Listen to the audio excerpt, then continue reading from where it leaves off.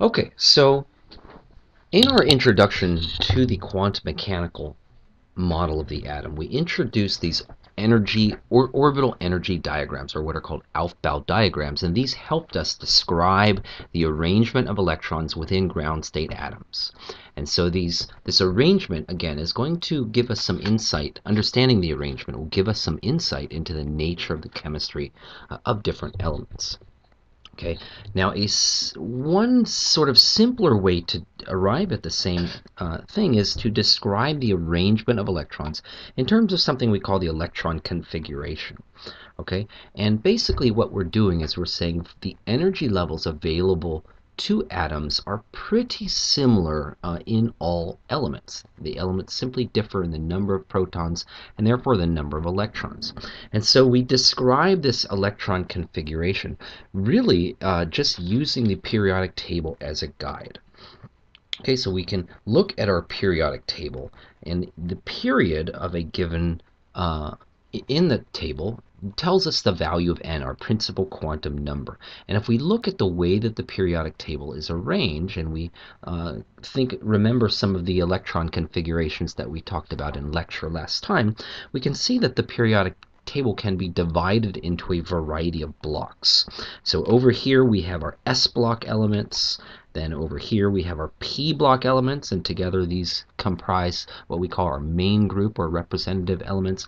Then in the middle here we have our D block, our transition metals, and down here are our actinides and lanthanides that are called the F block elements. And so really, using this arrangement of the periodic table, we can use this as a guide to describe the arrangement of electrons. So let's take, for example, let's say we wanted to know the electron configuration for sulfur.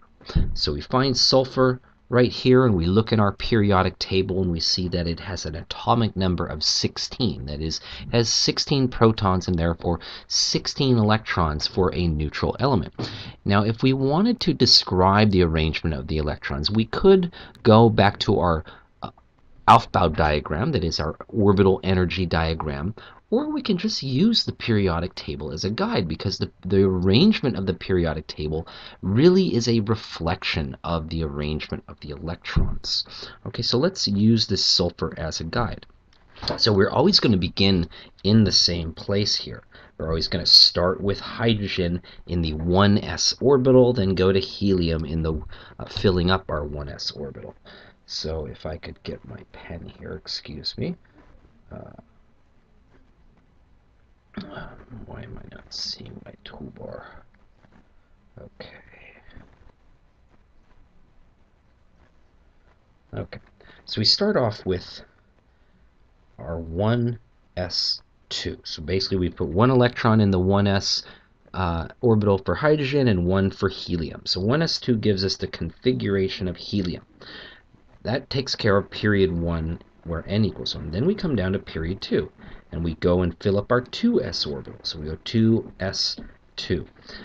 So in this configuration, let's take a quick step back here. In this configuration, we're saying we have 2 electrons in the 1s orbital.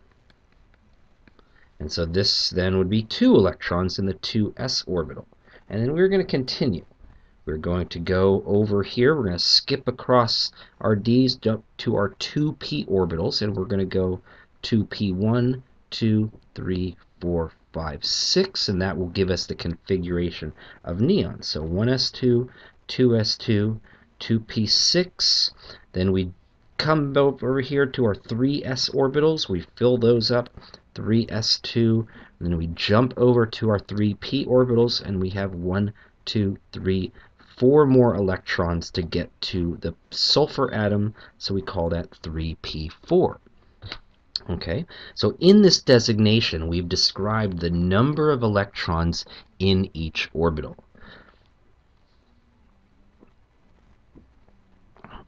And again, we don't really need to count electrons per se, because we just need to follow the periodic table as a guide. So let's do one more example here, and let's go to what would be right here, that would be potassium. So if we come down to our periodic table, let's say we want to go to potassium, which is right here. Okay, so we're just going to use our periodic table as a guide to give us our electron configuration. So we're going to start with our 1s2, then we're going to get us to helium. 2s2 is beryllium, then 2p6 is here, neon. 3s2, that takes us to magnesium. We're going to jump over here and fill up all of our 2 or 3p orbitals, 3p6, and then we jump down here and go right to the 4s orbitals. And there's 1 electron in the 4s orbital for potassium. Now, in the n equals 3 shells, there are 3d orbitals available to us. However, it turns out for most elements, those 3d orbitals are higher in energy than the 4s orbitals.